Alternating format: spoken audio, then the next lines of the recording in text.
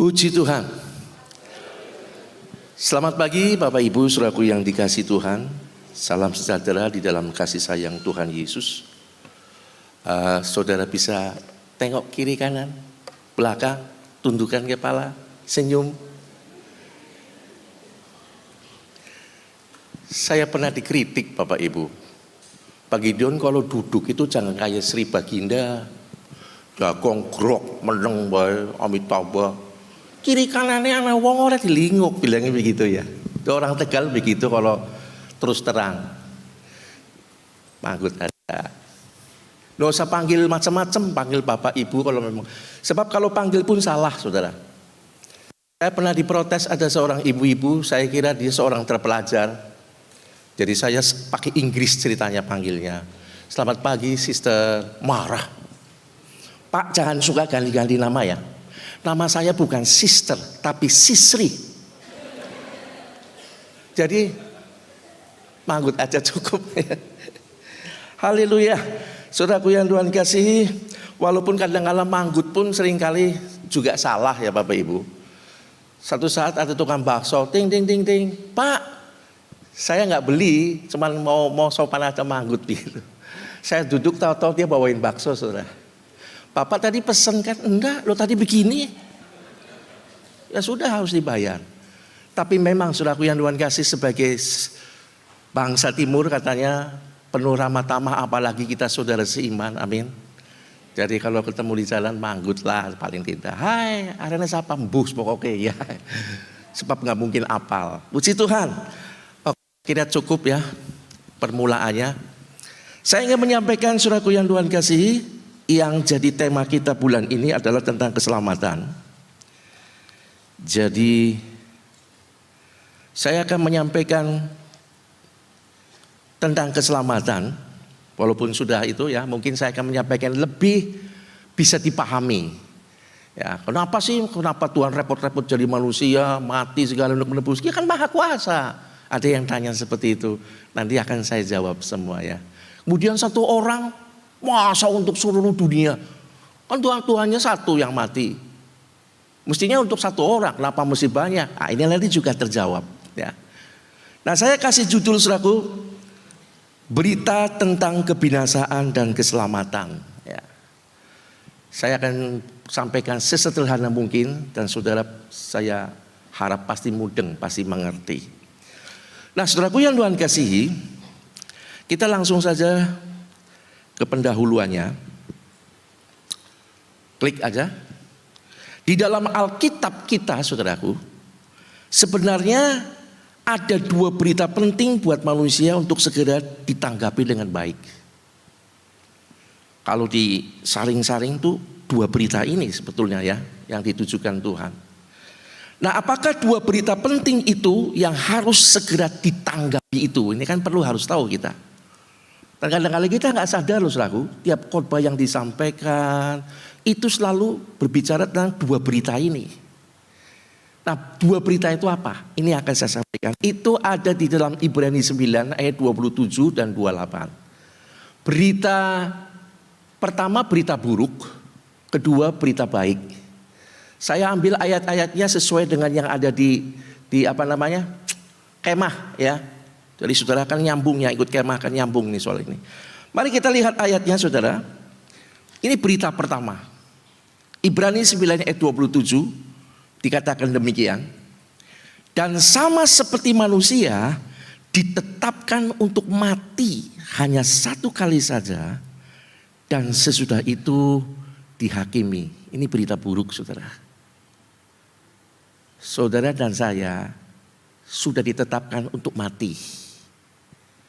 Bisa nanti malam, bisa besok, bisa kapan saja. Bisa setelah pulang dari gereja. Mesti ada yang ngerasa nih biasa kayak ada pendeta kayak khotbah mesti meden-medeni. Saya nggak meden-medeni. Bisa seperti itu. Ini berita buruk yang harus semua orang tahu. Tidak ada orang yang tidak akan mati. Semua akan mati. Kecuali nanti ya pada waktu gereja Tuhan disingkirkan. Itu memang tidak mati ya, tubuhnya diubahkan. Tapi itu kan lain. Tapi secara umum semua orang akan mati. Lalu kemudian ada kata-kata mati oke lah ngerti. Tapi sesudah itu nggak selesai. Dihakimi. Lagi apa? Kenapa dia bisa dihakimi anak keding? Kan orang Tegal begitu. Matilah mati aja Pak. Kenapa ada dihakimi segala? Ini perlu saudara tahu. Ini berita kebinasaan ini. Berita buruk. Yang perlu kita camkan baik-baik. Sebab kalau tidak siapa tahu saudaraku hari ini adalah waktu saudara terakhir gak ngerti. Wah sialat ini saudaraku. Berita buruk lalu kenapa harus ada kata-kata dihakimi? Lanjut ya. Nah kata dihakimi jelas artinya ada yang harus dipertanggungjawabkan. Betul gak saudara? Kalau hakim kalau manggil orang lalu menghakimi berarti ada sebuah perkara yang harus diselesaikan. Berarti ada yang harus dipertanggungjawabkan. Jadi Bapak Ibu gampangannya kita ini akan mati pasti tapi gak berdiri di situ. Kita harus menghadap penghakiman Tuhan. Ada apa kenapa dihakimi manusia? Ya. Ini buat pemula-pemula bisa mengerti hal ini untuk bisa ceritain teman-temannya yang kadang-kadang bully kita ya. Melu Tuhan, Tuhan mati kan lemah dan sebagainya. Kita dengar dulu aja. Karena apa saudaraku? Lihat ayatnya. Di dalam Roma 3 ayat 23 dikatakan karena semua orang telah berbuat dosa dan telah kehilangan kemuliaan Allah. Ini. Gara-garanya setiap orang itu mati lalu harus menghadap pengadilan Tuhan. Karena ini perkaranya. Saudara dan saya dan semua orang telah berbuat, bukan akan. Telah berbuat dosa dan telah kehilangan kemuliaan Allah. Siapa di antara saudara yang tidak berbuat dosa? Kita benar karena dibenarkan, bukan karena kita orang benar. Jadi inilah yang menjadi masalah kenapa setiap orang mati, menghadap penghakiman Tuhan. Karena semua orang telah berbuat dosa dan telah kehilangan kemuliaan Allah. Nah ada yang tanya, okelah dosa pahamlah Pak semua orang. Tapi dihakimi karena telah kehilangan kemuliaan Allah. Kia apa maksudnya? Memang saya ketika saya belajar lihat di bahasa aslinya memang saya bukan ahli bahasa Yunani ya. Jadi kurang jelas gitu. Akhirnya saya tanya sama pakarnya. Kehilangan kemuliaan itu di teks aslinya apa? Nah orang-orang pakar-pakar ini saya hubungi bukan orang yang abangan ya, mereka memang betul-betul mengetahui. Saya memang suka belajar dan saya mendapatkan ini. Kehilangan kemuliaan Allah itu memiliki arti itu. Yang pertama, kehilangan kebenaran Allah.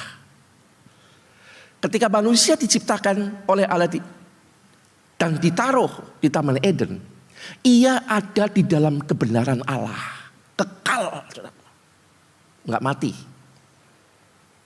Untuk hidup bersama-sama dengan Tuhan selama-lamanya dalam kekekalan. Tetapi ketika manusia jatuh dalam dosa, jatuhnya kenapa nanti ada di sini? Manusia kehilangan kebenaran Allah. Kalau kebenaran dari Allah itu sudah tidak ada, selaku yang Tuhan kasih, yang ada adalah kebinasaan. Yang kedua, arti yang kedua,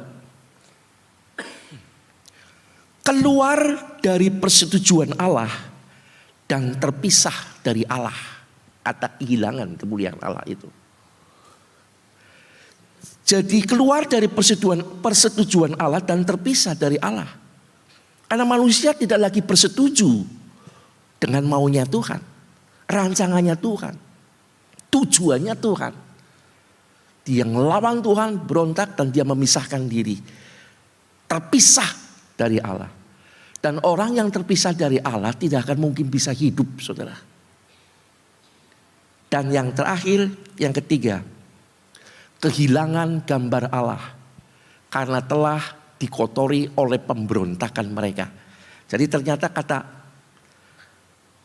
kehilangan kemuliaan Allah itu memiliki arti ini. Jadi kehilangan gambar Allah itu karena dia telah mengotori gambar Allah yang ada dalam hidupnya. Karena pemberontakannya. Dia memberontak untuk tidak mentaati firman. Jadi dosa pertama itu bukan membunuh, bukan memfitnah. Tapi cukup tidak mau nuruti firman Tuhan itu dosa, saudaraku. Lalu akarnya jadi banyak.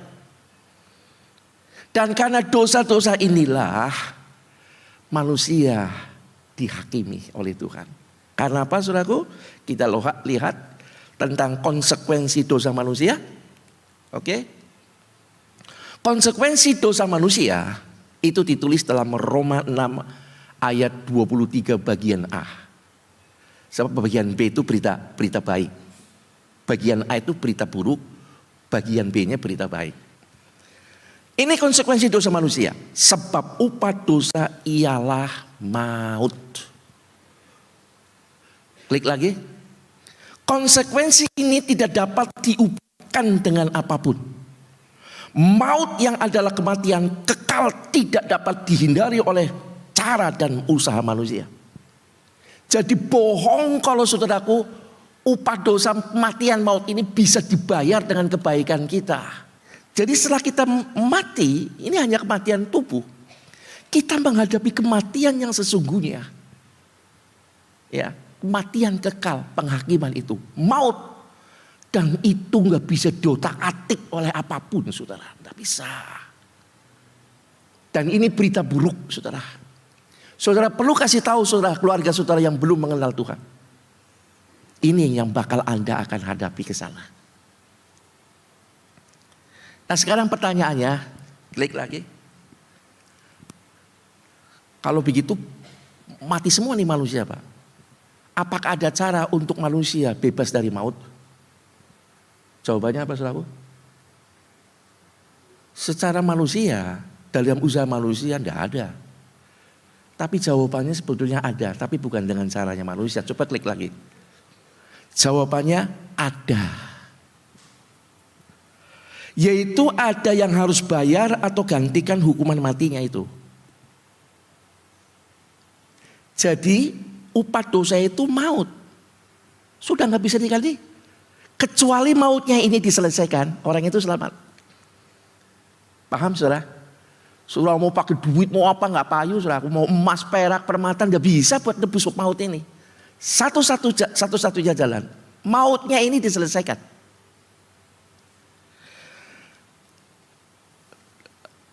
Ada yang harus bayar atau gantikan hukuman matinya itu. Tetapi ini dia. Orang yang menggantikan itu harus orang yang tidak berdosa. Ada orang yang tidak berdosa? Nggak mungkin orang berdosa gantikan orang berdosa. Nggak bisa. Harus ada orang yang tidak tersentuh dosa. Karena maut itu akibat dosa. Jadi untuk menggantikannya harus orang yang tidak disentuh dosa. Jawabannya apa ada? Firman Tuhan yang dikatakan semua orang telah berbuat dosa. Wah, gak ada harapan ini loh. Gak ada harapan, aslinya loh, aslinya. Gak ada. Karena semua orang telah berbuat dosa. Tetapi inilah yang kita patut syukuri, saudaraku. Haleluya. Ya, patut syukuri. Amin, saudaraku. Kita akan masuk pada berita yang kedua. Ini kan berita buruknya. Kita patut mensyukuri. Berbicara soal mensyukuri, saudaraku yang luar kasih. Saya baru tahu bahwa di Indonesia ada suku satu-satunya cuma di Indonesia, suku yang begitu baik, saudara. Selalu memberi berkat, selalu memberi orang sukacita. Dan suku ini sering muncul di momen-momen yang indah, nggak pernah itu. Cuman ada di Indonesia. Saudara tahu suku itu? Suku itu adalah namanya syukuran, saudara. Ini suku yang paling baik. Selalu hadir di momen-momen yang paling baik. Saudara tegang sih jadi saya kan bikin ini. Setiap ada orang menikah itu suku pasti datang. Syukuran, saudara. Orang senang dapat rumah, suku itu akan datang. Syukuran. Siapa yang gak suka syukuran? Semua suka. Ya kan? Kita balik lagi serius. Karena tidak ada orang yang bisa, saudaraku, yang tidak berdosa. Semua orang berdosa. Enggak ada harapan dong. Ini berita buruknya. Tapi berita baiknya, itu nanti. Di ayat yang ke-27. Masuk ke berita kedua. Sudah muncul. Ibrani 9 ayat 28 dikatakan demikian. Demikian pula Kristus hanya satu kali saja mengorbankan dirinya untuk menanggung banyak orang. Sesudah itu ia akan menyatakan dirinya sekali lagi tanpa menanggung dosa untuk menganugerahkan keselamatannya kepada mereka yang menantikan dia. Tuh ayat-ayatnya ada, saudaraku. Coba dibuka Yohanes 3:16, salah satu ayat referensi itu. Ini saudara mestinya harus hafal ya. Sebab inti Alkitab itu ada di sini. Karena begitu besar kasih Allah akan dunia ini, sehingga ia telah mengaruniakan anaknya yang tunggal. Supaya barang siapa, setiap orang yang percaya kepadanya tidak binasa, melainkan beroleh hidup yang kekal. Ketika manusia tidak ada harapan, dia harus mati.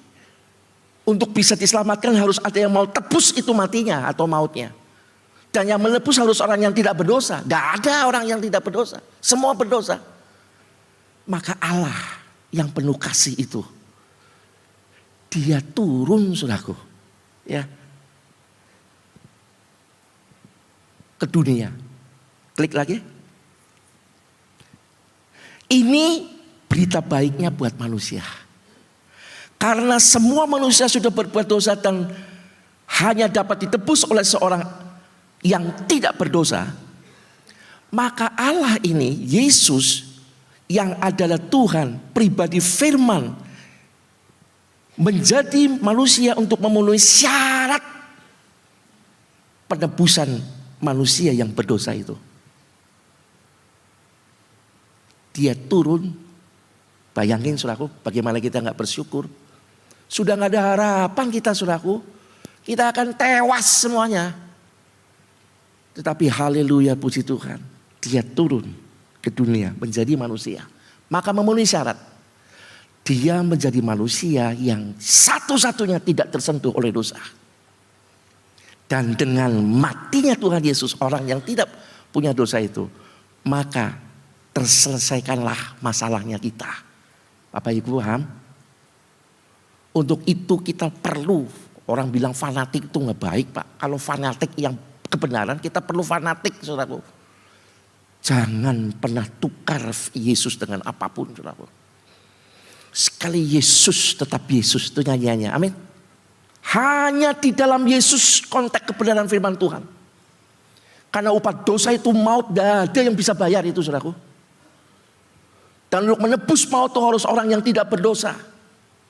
Mana ada orang? Ada, yaitu manusia Yesus. Itulah sebabnya Yesus turun ke dunia menjadi manusia. Nah, pertanyaannya tadi, saudaraku, klik lagi ya dalam pertanyaan. Mengapa Tuhan repot harus jadi manusia? Bukankah ia maha kuasa? Saudaraku yang Tuhan kasih, Tuhan maha kuasa? Iya pasti. Tuhan bisa, selesai. Sudah, selesai. Kalau Tuhan berbuat seperti itu, maka Tuhan menjadikan dirinya sebagai Tuhan yang tidak konsekuen dengan firman-Nya. Itu Tuhan macam apa kalau kayak gini? Tuhan bilang pada waktu kamu makan buah itu kamu melanggar. Upah dosa itu maut. Ini harus digenapi, saudara. Nah kalau Tuhan bilang, oh ternyata melasi ya, tak batalin wis. Ini namanya Tuhan yang tidak konsekuen. Tuhan kita tuh tegas. Tapi Tuhan juga mengasihi. Allah kita Allah yang tegas, Allah yang konsekuen, tapi dia juga adalah Allah yang mengasihi. Nah bagaimana antara kasih dan hukuman bisa berjalan bersama-sama? Inilah sekali lagi kita harus bersyukur. Itu perhatian dan kasih Tuhan luar biasa, saudara. Dia turun menjadi manusia, klik, supaya bisa mati. Kan untuk bayar kematiannya kita itu mati. Harus jadi korban. Loh kalau Tuhan turun jadi tetap dalam bentuk Tuhan Allah, kiamat sudah meledak di dunia itu. Sebab Allah dalam kemuliaannya itu luar biasa, nggak tersentuh. Dia di tempat yang tidak bisa tersentuh, nggak bisa dilihat mata telanjang. Buta, Paulus saja lihat kemuliaan Yesus yang baru sepintas langsung matanya buta. Siapa yang bisa bunuh Tuhan? Itulah sebabnya Allah menjelma jadi manusia. Pertama untuk menggenapi syarat satu-satunya manusia yang tidak berdosa. Kedua supaya bisa mati. Katakan ini kepada orang yang suka bully saudara. Tuhan kita bukan Tuhan yang lemah. Tapi ini jalan ceritanya. Kalau nggak begitu Anda pasti tewas. Tapi karena Tuhan yang begitu luar biasa merendahkan diri. Jadi manusia supaya bisa mati dengan matinya Tuhan. Kita sudah bebas. Alkitab katakan kita sudah dibeli dengan harga yang mahal. Bukan oleh emas dan perak. Tapi oleh nyawanya Tuhan sendiri. Haleluya. Sudah mulai ngerti ya. Inilah yang namanya keselamatan ini, ceritanya seperti ini. Saya bilang keselamatan pokoknya percaya Yesus titik. Ya susah saudaraku, jangan. Jabarin. Ini kan sederhana. Dengan matinya Yesus, saudaraku yang Tuhan kasih, maka kita semua orang yang berdosa beres saudara. Sudah terbeli, sudah tuntas. Makanya orang di dalam Yesus itu sudah tidak lagi ada hukuman. Sebab di dalam 2 Korintus 5 ayat 21, lanjut. Dikatakan demikian saudara. Dia yang tidak mengenal dosa telah dibuatnya menjadi dosa karena kita. Supaya di dalam dia kita dibenarkan oleh Allah. Dia yang tidak berdosa. Jadi manusia pun dia tidak berdosa. Disentuh dosa pun tidak saudaraku. Tersentuh pun tidak. Tetapi untuk menebus dosa manusia, maka dosa itu dilimpahkan kepada dia. Diangkut oleh Yesus. Sehingga dia yang tidak berdosa dijadikan dosa karena mengangkut dosa kita. Dan dia mati karena mengasihi kita. Saudaraku lihat tuh gambar salib. Atau salib yang di atas. Di situ hukuman mati sudah digenapi. Dan kasihnya Tuhan juga tergenapi. Melalui siapa? Melalui satu pribadi yang digantung di atasnya. Upah dosa maut sudah terjadi itu. Maut sudah dialami. Kasih Allah untuk kita juga tersampaikan. Di mana? Ia juga disalib. Jadi kasih dan penghukuman itu semua ada di dalam salib. Jadi kalau saudara pakai salib itu jangan dibikin jimat saudara. Tapi kalau lihat salib itu diingat bahwa inilah hukumanku dibayar oleh Tuhan. Kasih dan hukuman sudah diberikan oleh Tuhan di kayu salib. Jangan nanti kemana-mana bawa salib saudaraku. Mau kamar mandi gelap-gelap bawa salib. Bikin lampu aja pakainya model salib saudaraku. Karena apa? Karena iblis takut sama salib saudara. Iblis gak pernah takut pakai kayu salib. Yang ditakuti itu pribadi yang disalib itu. Amin. Jangan suka latah ya. Pakai salib taruh bawa bantal saudaraku. Pakai kalung ya gak salah. Saudara bikin salib sekilo sekalian di sini saudaraku. Iblis gak lari saudara. Yang bikin takut itu nama Yesus. Orang yang disalib itu. Pribadi yang disalib karena kita.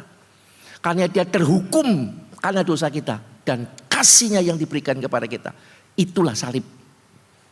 Haleluya.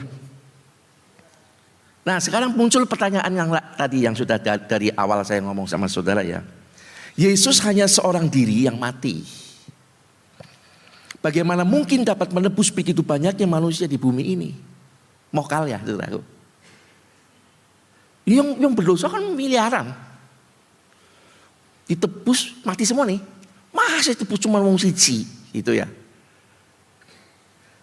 Jawabannya ciklik saudara. Penebusan dosa bukan berbicara siapa mewakili siapa saudara.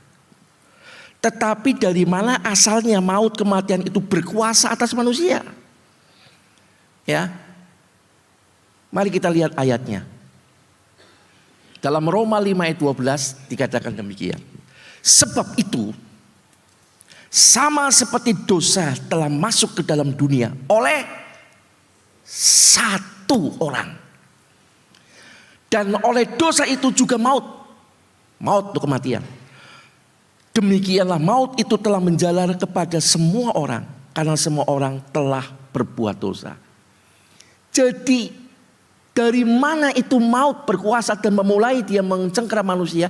Dari satu orang. Diwakili oleh Adam. Maka dosa itu menjalar ke seluruh kehidupan manusia. Paham jadi di sini saudaraku ya? Kenapa cuma Tuhan seorang diri? Karena akarnya dari satu. Yang kemudian menjalar keturunan-keturunan. Ayat pasal 5 ayat 17. Roma. Sebab jika oleh dosa satu orang, maut telah berkuasa oleh satu orang itu. Menguasai. Dan seluruh manusia dikuasai oleh dosa. Gara-gara dari satu orang ini. Maka lebih benar lagi mereka yang telah menerima kelimpahan kasih karunia. Dan anugerah kebenaran.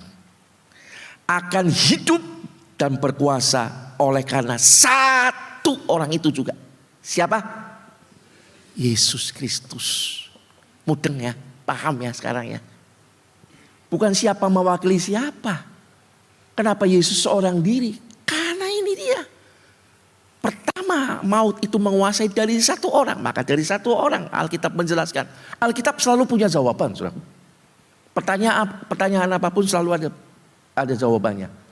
Kita aja yang perlu belajar baik-baik. Ya. Dan kalau kita lihat ada yang saya kasih warna. Mereka yang telah menerima kelimpahan kasih karunia dan anugerah kebenaran. Artinya kata menerima. Kasih dan pengorbanan Tuhan memang untuk semua manusia di bumi ini. Tetapi itu hanya berlaku buat orang yang menerima. Buat orang yang nolak Pak. Ngerti. Yesus Tuhan ngerti tapi dia tetap menolak. Ya binasa tetap. Sebab Tuhan membayar itu buat orang yang mau menerima dia. Saudaraku yang Tuhan kasih, Bapak Gembala pernah bersaksi, beliau lahir dari orang Kristen, papanya malah sudah berkhotbah. Tetapi dia baru mengerti dan menerima, mengalami Yesus. Tahu betul bahwa bagaimana dia butuh itu di usia 16 tahun. Pengalaman beliau sama saudara, cuman saya di usia 19. Saya sudah jadi ketua remaja loh saudaraku. Tapi saya nggak ngerti soal ini. Yesus juru selamat tahu. Wong saya dari sekolah minggu. Mama saya sudah orang Kristen saudaraku. Papa saya belum. Saya malah sudah pernah saya ngomong sama saudara. Saya dibaptis 2 kali. Jangan salah paham dulu saudaraku. Mama saya bertobat dan dibaptis. Saya ada dalam kandungan usia 8-9 bulan. Kan saya ikut dibaptis. Makanya bilang jangan salah, ini bisa loro-loro lah bener ya ngajarannya. Setelah saya dewasa, udah dibaptis, belum ngerti. Tapi usia 19 tahun saudaraku yang Tuhan kasih, itu waktu itu ibadah raya. Saya duduk di balkon. Saudara yang asalnya dari sana dulu, nggak usah sebut gerejanya lah, paham ya. Saya duduk di balkon, saya ingat pendeta Chong Gyokse. Saya Gyoksan, dia Gyokse. Berarti satu C. Dia orang Belanda, tinggal di Belanda. Dia berkhotbah enteng aja. Dalam dunia hanya 2 jalan. Lebar dan sempit. Dia ceritakan. Yang lebar kamu bebas melakukan apa-apa. Sudah silakan bebas. Tapi ujungnya maut. Tapi yang sempit. Kenapa sempit? Dia bikin seperti ini.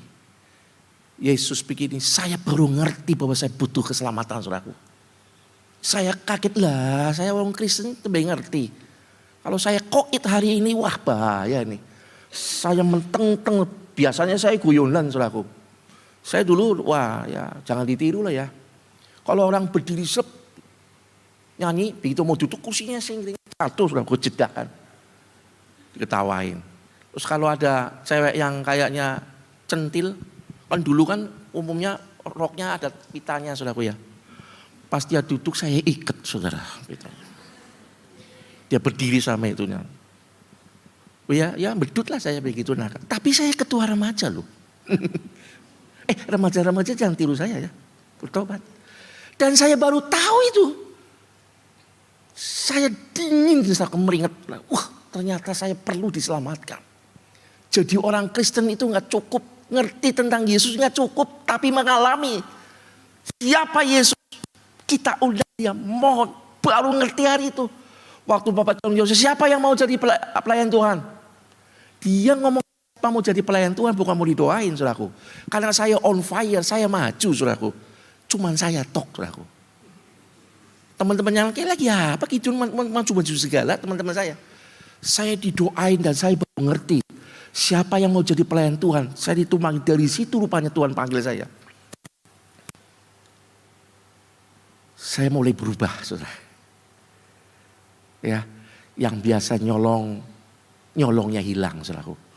Saya dulu di kampung itu ada namanya Haji Ahyar, orang yang tinggal di Waringin, baru tahu ya. Meditnya luar biasa, saudara. Wah, pahit. Itu mangga jatuh. Saya pakai sopan santun, Pak Haji, apa? Gitu kan. Pelemnya tiba ngonyongnya, orang bisa, bawa sini. Jatuh loh. Dan itu ke jalan bukan di pagernya dia.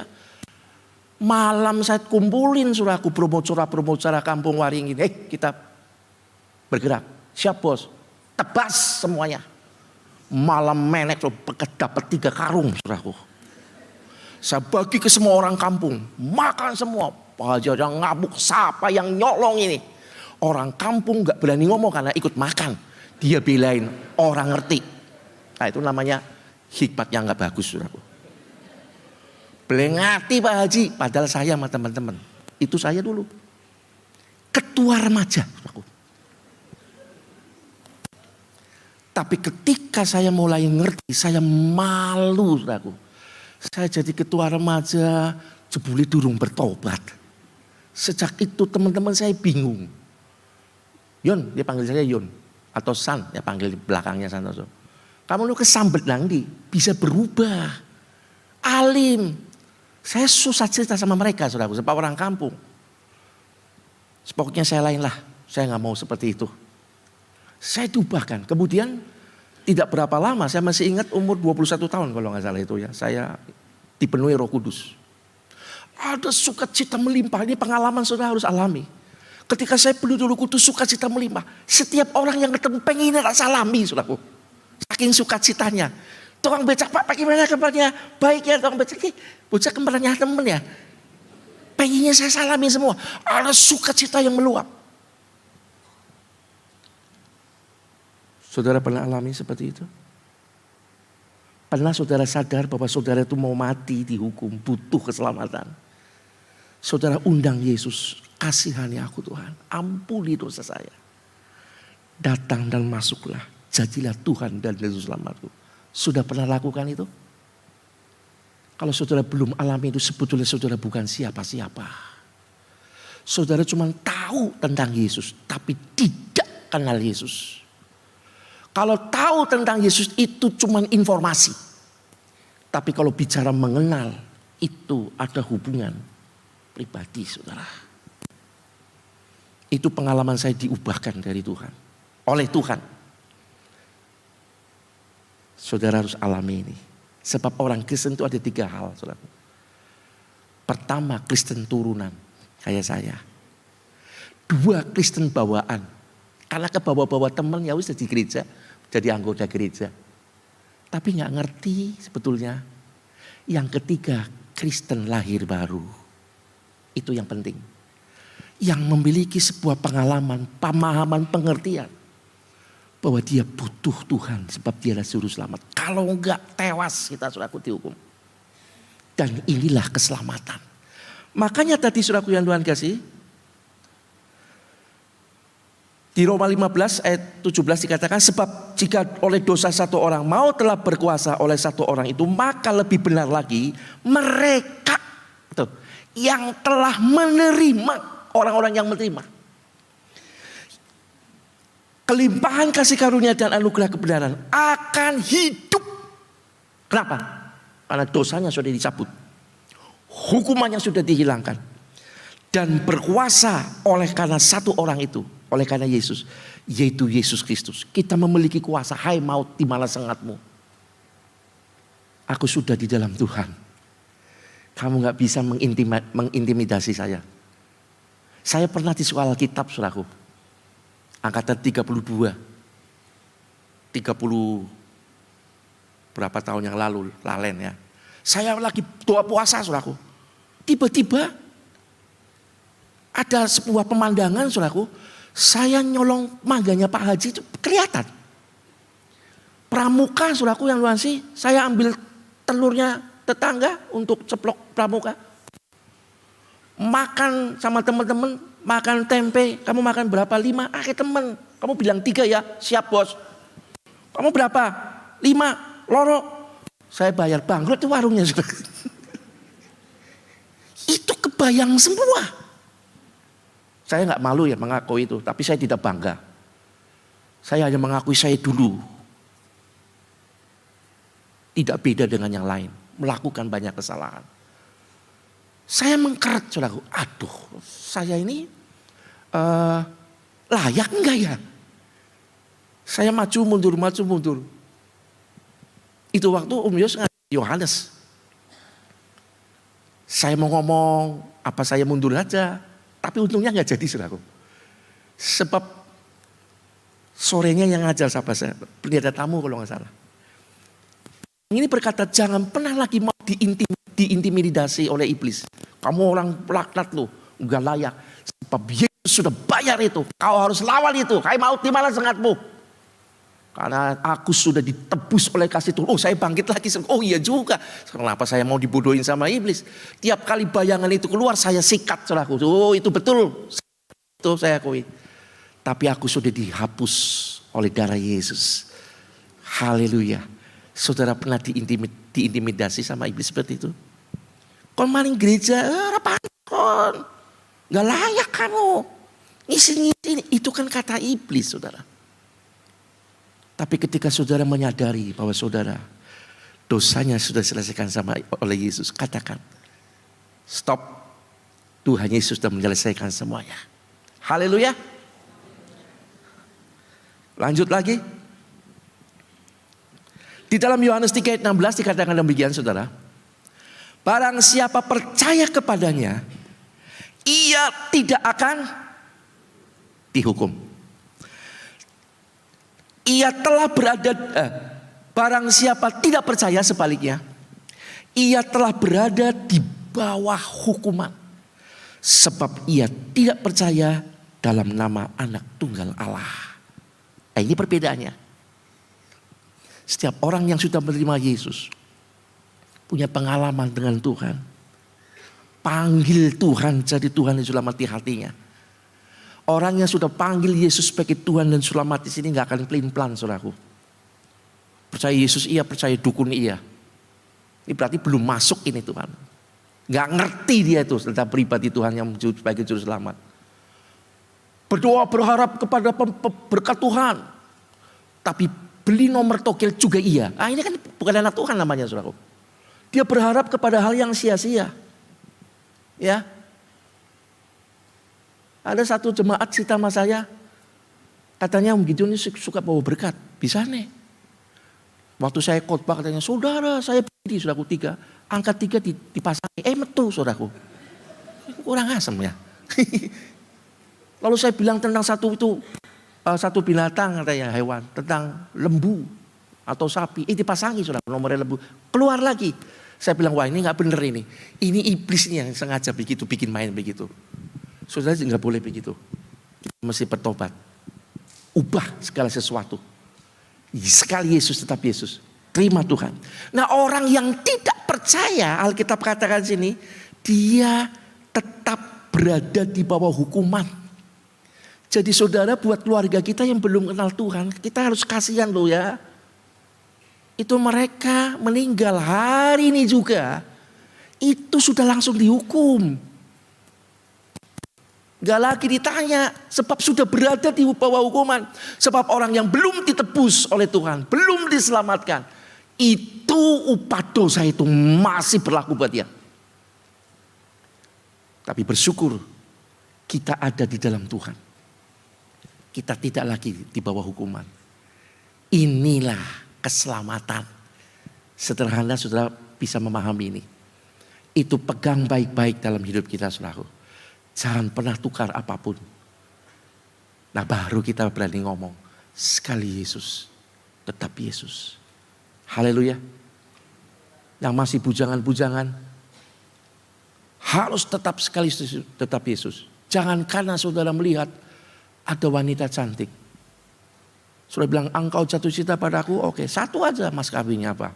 Rubah KTP-mu dari Kristen menjadi yang lain. Saudara jangan turuti. Bujangan-bujangan, amin. Yang amin berarti bujangan, tapi bapak-bapak, ibu-ibu jangan ya. Sudah pasangan melu-melu ngamin, cobaannya. Saya bicara sama bujangan. Harus pertahankan. Demikian juga yang cewek-cewek datang Arjuna, wah ganteng. Tapi kalau dia bukan anak Tuhan, no. Terang harus dengan terang. Ya. Jangan gagahan, nanti saya injili om. Saya pelan-pelan akan bawa ke gereja. Bawa ke gereja tak bisa. Tetapi apakah benar dia mau terima Tuhan? Jangan ambil risiko. Berkawan boleh. Tapi kalau sudah mau masuk pada hal serius dalam kehidupan rumah tangga, Alkitab tegas, terang harus dengan terang. Saudara, kita sudah mengerti soal keselamatan sekarang. Mari kita menjaga keselamatan kita. Hidup kita harus diubah. Semua yang lama harus mati. Kita harus hidup baru di dalam kasih dan terang kemurahannya.